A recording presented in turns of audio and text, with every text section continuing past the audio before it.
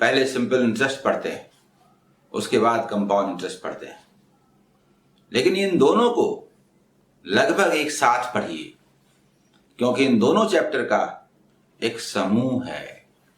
Simple पढ़ने के बाद जब आप कंपाउंड में आते हैं तो तुरंत दिमाग में ये बात आती है कि आखिर दोनों तो इंटरेस्ट सिस्टम ही है ना, आखिर अंतर क्या है। इस अंतर को समझना कंपाउंड को समझने की पहली अवस्था है। सिंपल इंटरेस्ट में क्या होता है, फिर बोलेंगे कंपाउंड में आखिर क्या होता है। सिंपल इंटरेस्ट में प्रिंसिपल कांस्टेंट होता है throughout the time period, यानी कि for any compounding period, for any time interval, principal is constant throughout the time period. 2 साल, 4 साल, 5 साल, जितने समय के लिए भी पैसा जमा करें, जो पैसा आपने शुरू में जमा किया है वही हर साल मिलेगा, हर इंटरवल में मिलेगा। यानी कि अगर आपने 1000 रुपीज डिपॉजिट किया, 10% पर एनम का रेट है, तो सिंपल इंटरेस्ट में 1000 ही माना जाएगा हर बार। 1 ईयर के बाद जाइए, 1000 का 10% 100 लीजिए, फिर 1 ईयर के बाद जाइए, 1000 का 10% 100 लीजिए। अगर आप 5 ईयर्स के बाद जाएंगे, 5 ईयर्स के बाद, और 5th ईयर बोलेंगे कि मेरा इंटरेस्ट मुझे दे दीजिए, तो बोला जाएगा ठीक है 1000 का 10% 100 लीजिए। बोलेगा सिर्फ 100 मिलेगा, मेरा पैसा तो इतने दिनों से जमा था, मुझे क्या पता। अरे मैं तो हर साल, बैंक कहेगी, मैं तो हर साल 100 रुपीज फेंक देता था, दे देता था, देखिए वहां फेंका हुआ होगा, ले लीजिए। वो मेरे पास नहीं है, we have not used, bank कहता है। अगर उसके पास होगा तो आप उसका भी इंटरेस्ट मांगे, इसलिए बैंक अपने पास रखती ही नहीं है। आप जाइए, वहां पड़ा होगा, और 5 साल के बाद आप जाएंगे तो आप देखेंगे कि वो 100 करके 5 to 100 मिल जाएगा, 500। दैट मीन्स आप इंटरेस्ट लें ना लें, बैंक उससे कोई मतलब नहीं है। बैंक के लिए वो 1000 जो आपने शुरू में जमा किया था वही हर इंटरवल, हर ईयर में प्रिंसिपल है, और यहीं से चेंज होती है। कंपाउंड इंटरेस्ट में क्या होता है, फॉर एनी कंपाउंडिंग पीरियड, सही वर्ड है कंपाउंडिंग पीरियड। जैसे आम बोलचाल की भाषा में ईयर बोल देते हैं, पर ईयर गलत है, मैं भी बताऊंगा कैसे ईयर गलत है। इसलिए आपको समझना हो तो थोड़ी देर के लिए समझिए ईयर, पर मैं बार बार कंपाउंडिंग पीरियड की बात करूंगा। For any compounding period, this is principal जो आपने जमा किया, there is some rate, so there is some interest, कुछ ब्याज मिला, सब जोड़ दिए तो दिस इज अमाउंट, मिश्र धन। For any compounding period this is principal and this is amount. That amount becomes principal for the next compounding period. That amount for this compounding period becomes principal मूलधन बन जाता है अगले compounding period के लिए। Again, there is some rate, there is some interest. When all are added, becomes amount for this compounding period, and this amount for this compounding period becomes principal for the next compounding period, and so on. अगर सच में पूछिए कि compound interest में क्या होता है, तो मेरा कहना है बस यही होता है। तो फिर ये चैप्टर, तो मेरा कहना चैप्टर खत्म। यही तो कंपाउंड इंटरेस्ट था। हाँ, ये था तो, पर ये करना, ये लेना, ये इतना आसान नहीं होता। इसको लेने के लिए, करने के लिए तौर तरीकों की जरूरत पड़ती है, और इसीलिए तो ये चैप्टर है, और इसीलिए तो इसकी शुरुआत हो रही है। अगर किसी को कहीं भी कंफ्यूजन हो, इस लाइन पर आकर के एक बार सोच ले, उसके सारे कंफ्यूजन दूर हो जाएंगे। संभवतः अब तक कंफ्यूजन आपके दूर हो चुके होंगे। फिर भी अगर नहीं हुए होंगे तो मैं अभी दूर करूंगा। जैसे जैसे आगे बढ़ूंगा, पिक्चर एकदम क्लियर होता जाएगा। कंपाउंड इंटरेस्ट को आज तक आप कैसे बनाते आए? बचपन से वही amount under compound interest is equal to P into, और ये अमाउंट निकाला, प्रिंसिपल को लेस किया तो कंपाउंड इंटरेस्ट निकल गया। ऐसे बनाते हैं। या एक साथ भी compound interest is equal to P को हमने कॉमन ले लिया, देन ब्रैकेट के अंदर 1 plus R by 100 to the power n minus 1।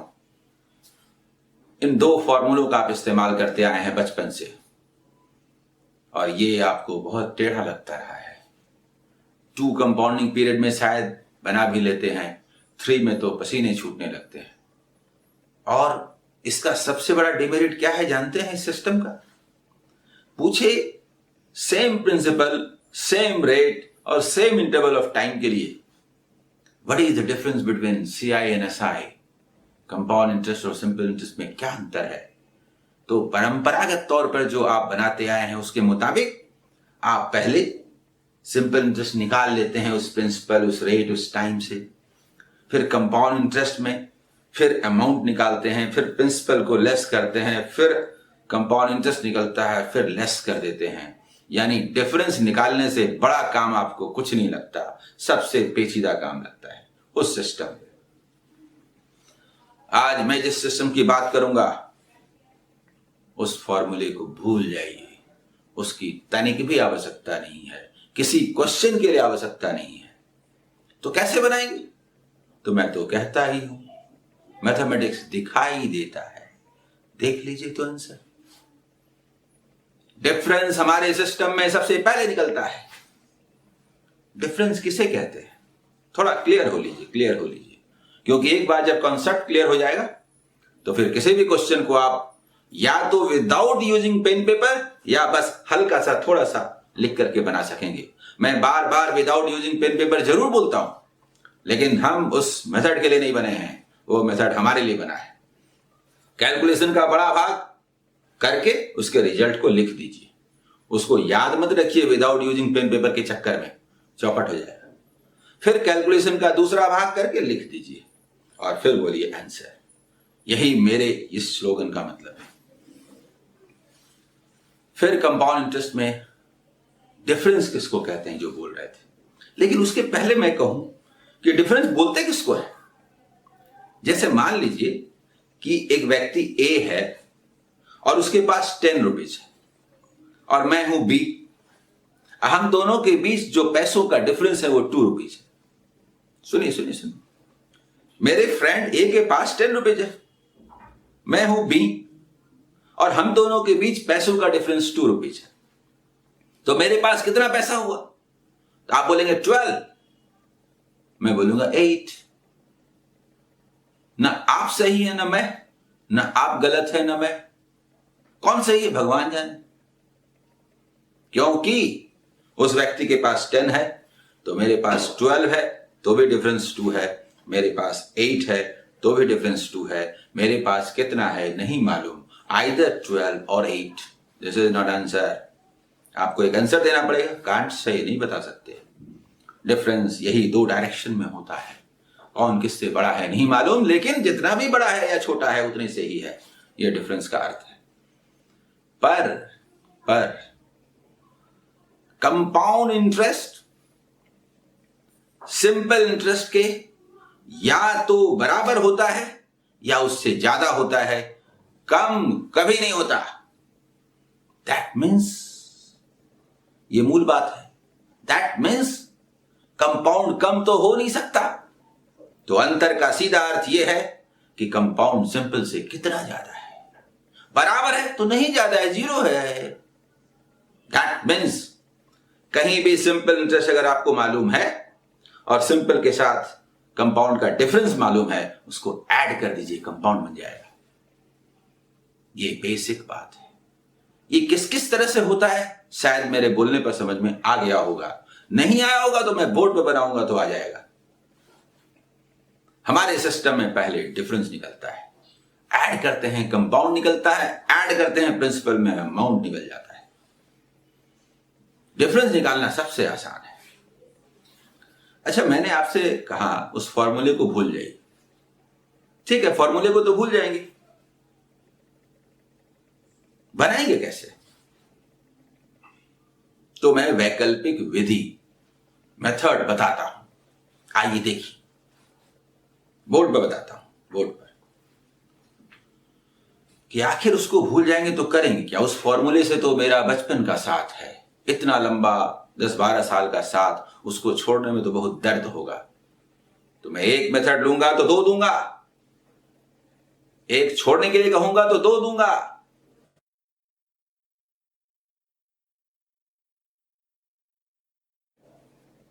आइए देखते हैं। जिस सिस्टम की मैंने चर्चा की उस सिस्टम को एक बार हो सकता है बोलने में वो बात आपकी समझ में ना आई हो, तो मैं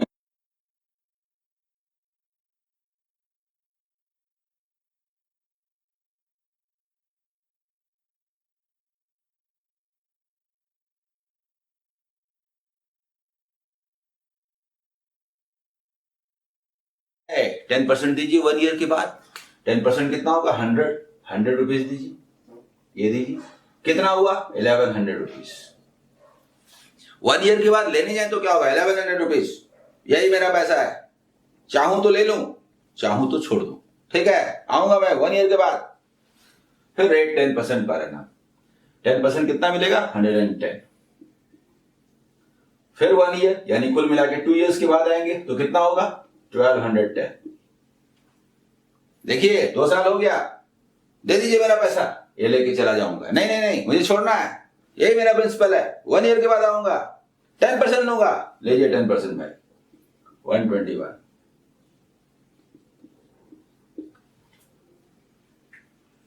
हमने क्या लिखा? 1000 रुपीज 10% पर एनम के कंपाउंड इंटरेस्ट के रेट से 1 ईयर के बाद 1100 होता है, 2 ईयर्स के बाद 1210 होता है और 3 ईयर्स के बाद 1331 होता है। कंपाउंड इंटरेस्ट में यही होता है, लेकिन ऐसे नहीं करते, ये करना आसान नहीं है। यहां प्रिंसिपल 1000 था, बड़ा सीधा नंबर था, रेट 10% था, बड़ा सीधा था, कर लिए। ये करना आसान नहीं है। 1000 ना होके 6000 होता तो, 10% ना होके 8%, 7%, 9% होता तो।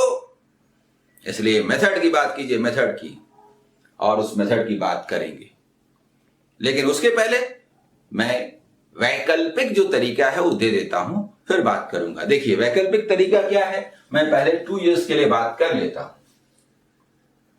देखिए क्या होता है, 1100 लेता हूं, 100, ताकि जो भी आए परसेंट में आए। 100 रुपीज हमने डिपॉजिट कर दिया, चलिए 1 ईयर के बाद मैं आता हूं, मुझे दे दीजिए। सिंपल इंटरेस्ट वाला कहता है अरे उसका 10% तो 10 होता है, मुझे तो हर साल 10 ही मिलेगा, मेरा पहले फैसला कर दीजिए ना। कर दिया। कंपाउंड वाला कहता है ये ईयर स्टार्ट होने वाला है, 100 रुपीज है, एक साल के बाद आएंगे, सब पैसा जोड़ के हम 10% लेंगे। 1 ईयर गुजरा, जब सारा पैसा जोड़ने लगे, बड़ा इंपॉर्टेंट बात है, सिंपल सा है लेकिन ध्यान दीजिए, सारा पैसा जोड़ के देने लगे, तो मेरा कहना है क्यों सब जोड़ते हैं? वो जो 100 जमा किए थे ना, जिसका 10% सिंपल इंटरेस्ट को दिए थे, वो मुझे दे दीजिए ना। जब आप निकालने लगे, निकालते क्यों हैं? वो तो दिया हुआ है, रख लेते हैं ना। There is no need of calculation, further calculation, रख लेते हैं ना। हाँ, उसके अलावा जो पैसा है वो दीजिए ना, वो मुझे मिलेगा, कंपाउंड वाले को, सिंपल वाले को नहीं मिलेगा। And for the first compounding period there is no such money, क्योंकि हमने तो 100 रुपया ही जमा किया था, इसके अलावा तो हमारे पास कुछ था ही नहीं, इसलिए कुछ मिलने का सवाल नहीं उठता। और इसीलिए for first compounding period there is no difference between simple interest and compound interest, दोनों समान होता है। सिंपल वाला 10 होता है, कंपाउंड वाला हमेशा 0 से ज्यादा होता है, यानी 10 + 0 यानी 10 ही होता है। For the first compounding period simple interest and compound interest there is no difference. हाँ, अब सब कुछ इसके बाद शुरू होगा। 1 ईयर गुजर गया, सिंपल वाला तो 10 रुपीज लेके बैठा हुआ है। 1 ईयर मैंने 1 कंपाउंडिंग पीरियड। कंपाउंड इंटरेस्ट वाला 1 ईयर के बाद आएगा, उसके बाद कहेगा देख लीजिए सारा पैसा मेरा प्रिंसिपल है, मैं छोड़ के जा रहा हूं। क्या जा रहा हूं? सब ऐड कर लीजिए, 110 आऊंगा 1 ईयर के बाद। और एक 1 ईयर गुजरा, आए, हाँ दे दीजिए, सब जोड़ने लगे। जोड़ के तो अभी निकाले ही थे। अरे वो निकालना आसान नहीं है ना, इसलिए ऐसे कीजिए। सुनिए ना, ये सारा पैसा जोड़ करके क्यों देते हैं? सबका अलग अलग 10% दे दीजिए, बात तो बराबर है। हम क्या चाहते हैं? हम चाहते हैं कि जो कैलकुलेशन एक बार कर लिए दोबारा ना करें, बचें, कैलकुलेशन करने से बचें, न करना पड़े। सबका अलग अलग दे दीजिए। अच्छा, ये वाला 100 का 10% पहले दीजिए, तो इसका 10% क्या दीजिएगा? सिंपल वाले को दिए थे, यहां दिए थे, रख लेते हैं ना, क्यों कैलकुलेशन करते हैं? इसका कभी ना मांगेंगे, क्योंकि इसका तो सिंपल वाले को मिला हुआ है, हमेशा रख लिया करेंगे। हमेशा बोलेंगे इसके अलावा कौन सा पैसा है, इंटरेस्ट है, उसका दीजिए ना, वो सिर्फ मुझे मिलेगा, कंपाउंड वाले को मिलेगा, सिंपल वाले को नहीं मिलेगा। फिर जब ये जोड़ने लगे, जोड़ते काहे हैं? पहले दोनों का अलग अलग दीजिए ना। इसका 10% पहले दे दीजिए, इसका 10% तो 1 होता है। कैसे होता है? 10% ऑफ 10 इज इक्वल टू 1 दे दीजिए। और फिर इसका दीजिएगा, यहां कुछ होता ही नहीं है, कभी नहीं होता है, तो कुछ और देने की जरूरत ही नहीं है। For 2 compounding periods, this difference, यही सिंपल और कंपाउंड के बीच अंतर है। 2 years में सिंपल इंटरेस्ट 20% है, अगर 100 है तो 20 है, और डिफरेंस यानी कंपाउंड सिंपल से कितना ज्यादा है, तो 1% ज्यादा है। तो कंपाउंड है कितना, तो 21%। अब ये क्वेश्चन सिंपल परसेंटेज का सवाल हो गया। 10% के रेट से 2 years में सिंपल इंटरेस्ट होगा 20%, डिफरेंस होगा 1%, कंपाउंड इंटरेस्ट होगा 21%, प्रिंसिपल होगा 100%, अमाउंट होगा 121%। Even compound interest second year भी बोल सकते हैं, वो होगा 11%। 2 years नहीं, सेकेंड ईयर 10 + 1 11%। और इनमें से किसी भी एक का रियल वैल्यू बता दे तो बाकी कोई भी वैल्यू निकाल सकते हैं। मतलब समझे? मतलब फॉर 2 कंपाउंडिंग पीरियड्स, अगर कंपाउंडेड एनुअली है तो 2 years, at the rate of 10% per annum for 2 years, बोलते ही ये लाइन खींच के तैयार हो जाएगी। और उसके बाद उस सेंटेंस में आगे कुछ भी बोल दीजिए ना। सिंपल और कंपाउंड इंटरेस्ट के बीच में जो डिफरेंस था ना, वो 5 रुपीज था। अगर क्वेश्चन में बोल दे डिफरेंस 5 रुपीज था, तो बोलेंगे डिफरेंस तो हमने निकाला है 1%, that is ₹5 given. If given that means 5 times, simple interest कितना था 5 टाइम्स, कंपाउंड कितना था 5 टाइम्स, प्रिंसिपल कितना था 5 टाइम्स, अमाउंट कितना था 5 times, second year compound interest वो कितना था 5 टाइम्स, यानी जो चाहे निकाल सकते। कितना था 100, ये कितना था 105, ये कितना था 500 रुपीज, ये कितना था 605, ये कितना था 55। यानी ये जो 6 लिखा गया है इसमें से कोई भी एक दे दे तो बाकी 5 निकाला जा सकता है। मैंने आपसे एक फॉर्मूला लिया था, यहां 5 दे रहा हूं। बस इस स्केल में एक बार आप फिट कीजिए, बाकी सब निकल जाएगा। इसमें से कोई भी एक दिया रहे, बाकी पांचों निकाल सकते।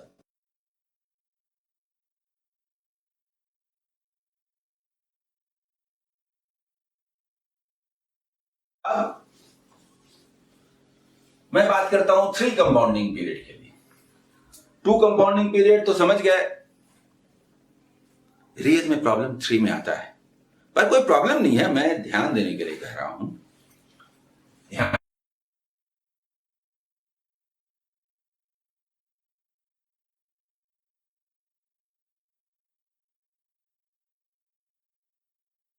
वाला कहेगा 10 रुपया दीजिए ना, वो तो रख लेंगे, निकालने की क्या जरूरत है, यहां पे दिए थे, यहां पे दिए थे, यहां पे दिए थे। कंपाउंड वाला कहेगा देखिए जी 2 इयर्स के बाद ये पूरा पैसा हम छोड़ के जा रहे हैं, ये पूरा 1 ईयर रहेगा आपके पास और सबका लेंगे, सबका लेंगे, सब जोड़ लें। जोड़ते क्यों हैं, तोड़ के दीजिए ना। क्यों, बार बार मैं कह रहा हूं क्यों, क्योंकि जो कैलकुलेशन हम कर चुके हैं क्यों करें, करना है तो थोड़ा सा क्यों ना करें। सब जोड़ने लगे बोले तोड़ के दीजिए ना, अलग अलग दीजिए ना। जब इस पैसे का देने लगे 10% बोले क्यों देते, प्रिंसिपल है, इन सब का लेना है तो सबका अलग अलग लेते हैं 10-10%। क्यों, इसका तुमको मालूम है क्या ले रख लेते हैं। इसका 10% दीजिए, अरे इसका 10% तो 1 रुपये लिखा हुआ है, 2 रुपये दे दीजिए ना। हाँ, निकालना है तो सिर्फ इसका 10% 10 पैसा 0.1 निकालिए, 0.1 निकालिए, finished, finished. After 3 years simple interest is equal to 30%, क्योंकि हमने 100 माना है तो जो भी आया वो परसेंटेज में आया। Difference is 3.1%। देखिए देखिए 0, 1 एंड 2.1, 3 इयर्स में डिफरेंस हुआ ना सिंपल और कंपाउंड के बीच, 3.1%। Compound interest 33.1%। प्रिंसिपल वो हमेशा होता है 100%। Amount under compound interest 133.1%। इसके अलावा ढेर सारा second year compound interest, third year compound interest, second year difference, third year difference, बहुत सारे लिखे जा सकते हैं। जो मैं नहीं लिख रहा हूं लिख लीजिएगा जहां जो जरूरत हो। और इसमें से मतलब at the rate of 10% per annum in 3 years, इतना बोलते ही आप ये खींच लेंगे। At the rate of 8% per annum in 3 years, at the rate of 4% per annum for 3 years, जो भी रेट दे टाइम दे आप ये खींच लेंगे। और उसके बाद at the rate of 10% per annum for 3 years, 3 compounding periods. अगर बोल दे कि सिंपल इंटरेस्ट तो 90 रुपया था, 90 रुपया था, 90 रुपया था, तो बताइए ना ये क्या था, ये क्या था, ये क्या था, ये क्या था, ये क्या था। बोलेंगे अच्छा कितना टाइम्स है, 3 टाइम्स। तो अभी बता देते हैं 3 टाइम्स, ये भी 3 टाइम्स, क्या हुआ 9.3 रुपीज, ये भी 3 टाइम्स, ये भी 3 टाइम्स, ये भी 3 टाइम्स। भाई प्रिंसिपल कितना था 3 टाइम्स, 3 टाइम्स मतलब 300 रुपीज। और सब कुछ आंसर इफ गिवन, यदि ये दिया हुआ है तो। ये जनरल रूल है। मैंने आपसे आपका फॉर्मूला लिया था तो ये वैकल्पिक विधि दी। 2 कंपाउंडिंग पीरियड के लिए पहले आपने देखा और 3 कंपाउंडिंग पीरियड के लिए ये आप देख रहे हैं। इनसे आप एक बार में किसी भी क्वेश्चन को बना सकते हैं।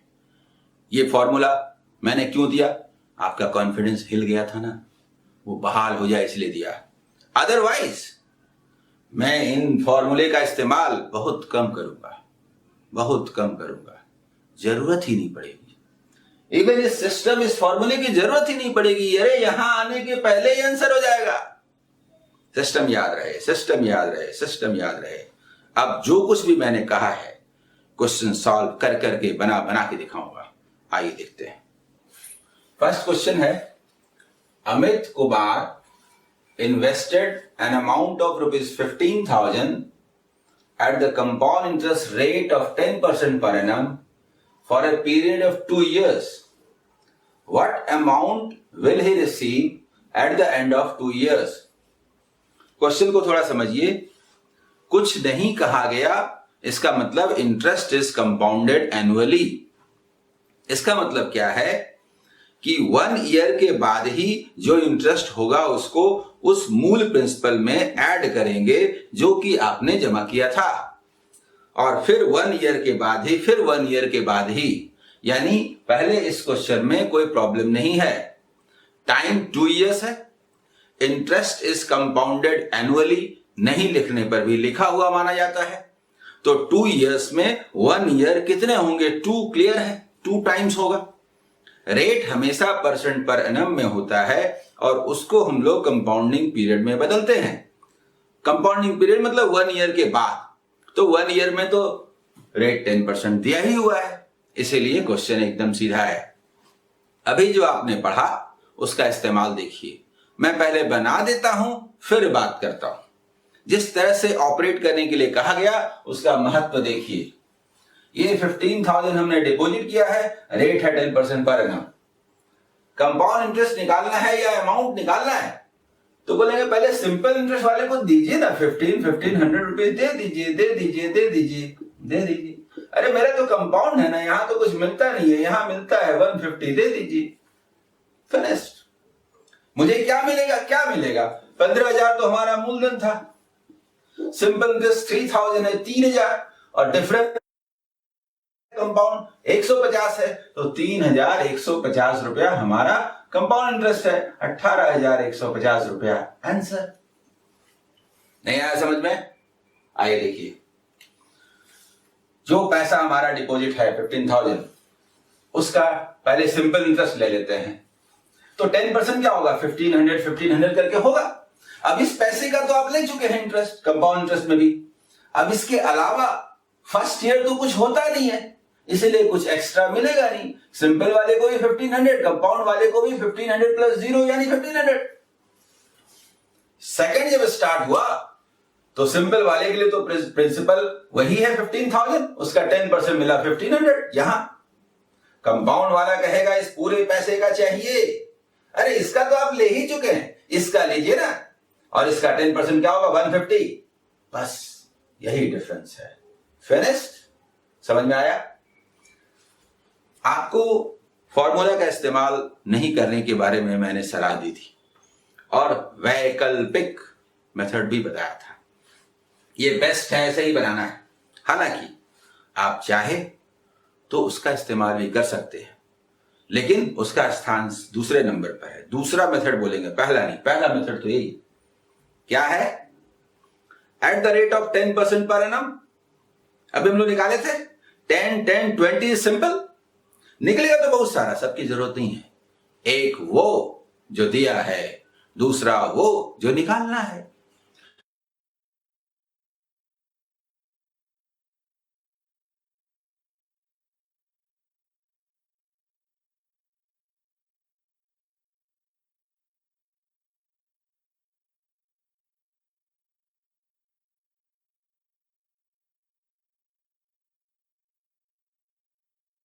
वन 21%, कंपाउंड इंटरेस्ट 21%, प्रिंसिपल 100% और अमाउंट 121%। बोलेंगे साहब 10%, 20%, 1%, 21%, लेकिन उसमें काम क्या है हमारा? प्रिंसिपल है 100% और अमाउंट है 121%। ये दिया है रुपीज 15,000, ये निकालना है। What is this? ये कितना टाइम्स है? ये देखिए कितना टाइम्स है? 150 टाइम्स है, तो ये भी 150 टाइम्स होगा। 150 टाइम्स करने आता है? 100 टाइम्स कितना होगा? 12,100।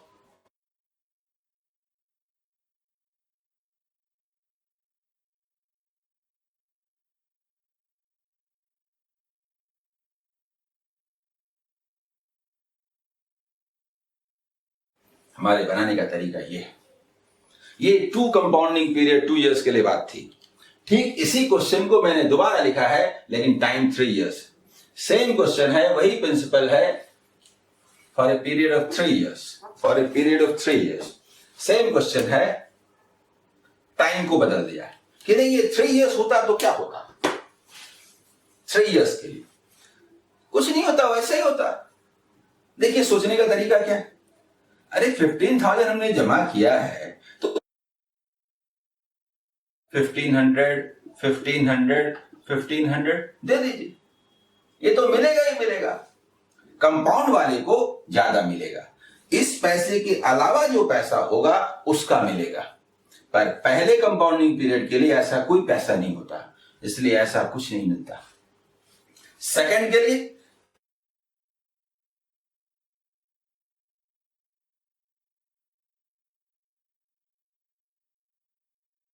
इसका 15 रुपया दीजिए, खत्म। इतना ही समय लगेगा, मुश्किल से 10 सेकंड, 10 सेकंड में खत्म।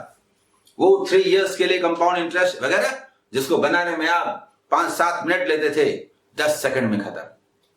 लेकिन समझिए, मैं एक्सप्लेन करूंगा। ये तो समझ गए। मान लीजिए 2 इयर्स बीत गया। 2 इयर्स के बाद जब 3rd ईयर आइएगा तो कंपाउंड वाला इस पूरे का मांगेगा कि नहीं?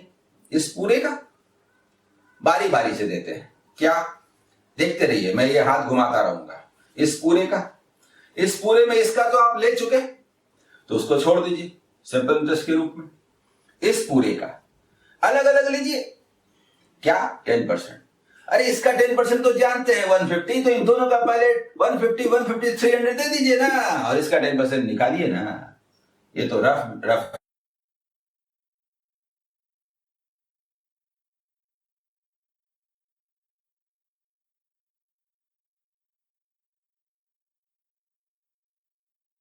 465, 49,000, 4,900, 4,500 हुआ था, 4,500 और 465, 4,965, 19,965 इज द आंसर। बोलिए समझ में आया कि नहीं? आसान है।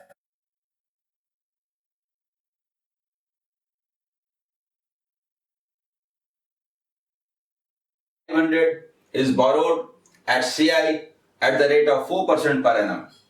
What will be the amount to be paid after 1 year if interest is compounded half yearly? परेशान होने की जरूरत नहीं है।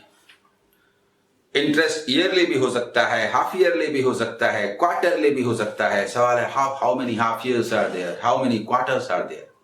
इसमें क्या कहा गया? Interest is compounded half yearly, यानी हर आधे साल के बाद इंटरेस्ट को जोड़ देंगे उस प्रिंसिपल में। तो टाइम क्या है हमारा? 1 ईयर। तो 1 ईयर में हर आधे साल पर जोड़ेंगे तो 2 बार जुड़ेगा कि नहीं?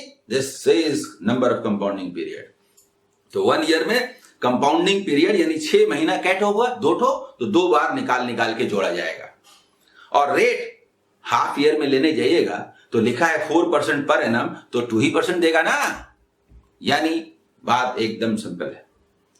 साल में अगर 4% है तो 6 महीने में 2% और 3 महीने में 1%। अगर क्वार्टर है तो 4% है। Interest is compounded half yearly कहा है, इसलिए हाफ ईयर में 2%। अब सिंपल क्वेश्चन हुआ कि नहीं? एक साल में 2 ठो 6 महीना, 2 बार 4 नहीं 2% के हिसाब से लीजिए। यानी क्वेश्चन सिंपल सा ये हो गया कि 2% के रेट से 2 बार में 6 महीने पर लीजिए।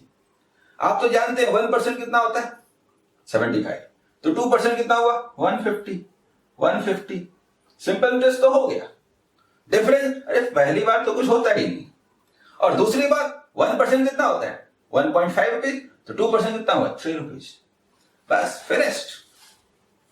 मुझे क्या निकालना था? अमाउंट। अरे सिंपल इंटरेस्ट हुआ 300, डिफरेंस हुआ 3, कंपाउंड हुआ 303, कंपाउंड हुआ 303, प्रिंसिपल था 7,500। This is amount, answer. This is amount, answer. बोलिए, ये बात समझ में आई? मैंने एक और क्वेश्चन लिया है ताकि पूरी तरह से समझ में आ जाए। क्वेश्चन पहले सुन लीजिए। Find the compound interest on ₹8,000 in 3 months at 5% per annum. Interest is compounded quarterly. हमेशा हम लोग समय ढूंढते हैं, समय। टाइम क्या है? 3 months, 3 महीने में सोचना है। और कंपाउंडिंग पीरियड क्या है? क्वार्टरली, 3 महीने में। तो 3 महीना में 3 महीना कट होगा एक तो। अगर ये 3 महीने ना बोल के 6 महीने बोला जाता तो 3 महीने 2 होता। अगर 9 months में बात होती तो 3 months क्वार्टरली होने पर 3 होता। लेकिन 3 ही महीना बोला जा रहा है तो बस एक ही बार लेना है। और रेट तो हमेशा परसेंट पर एनम में होता है। आपको कंपाउंडिंग पीरियड में लाना पड़ता है। 3 ही महीने के बाद इंटरेस्ट को प्रिंसिपल में ऐड करना है और 3 ही महीने के बाद जा रहे हैं। तो पूरे साल में 5% है तो 6 महीने में 2.5% हुआ, 2.5, और 3 महीने में क्या हुआ? 1.25%। बस एक बार प्रिंसिपल का 1.25% लीजिए, फिनिश्ड। यानी 1.25% एक बार लीजिए, फिनिश्ड। और क्या है? 1% को क्या बोलते हैं? 80 रुपीज। अब 0.25 क्या होगा? उसका 1/4 यानी 20 रुपीज। तो 100 रुपीज, बस 100। और एक बार में कुछ भी डिफरेंस नहीं होता। तो कंपाउंड क्या हुआ? 100 + 0 यानी 100। आंसर। आपसे सिर्फ कंपाउंड इंटरेस्ट पूछा था। कंपाउंड इंटरेस्ट हुआ 100 रुपीज। बोलिए कंपाउंड इंटरेस्ट आपको समझ में आया या नहीं? ये 4 क्वेश्चन लेकर के बनाए गए हैं।